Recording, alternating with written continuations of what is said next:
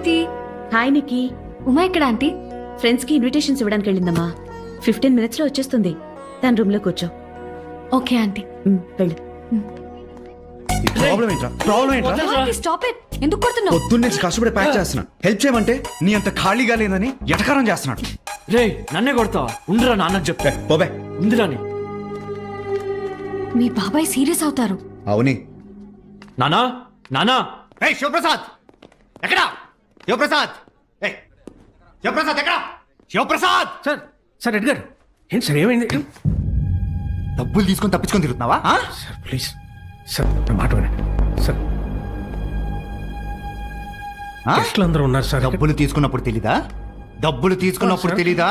తిరిగి ఇవ్వాలని తెలీదా? ఇప్పటికిప్పుడు అంటే సార్ డబ్బులు తీసుకున్నప్పుడు తెలీదా? సార్ ఒకసారి కూర్చొని మాట. ఏంట్రా కూర్చొని మాట్లాడేది?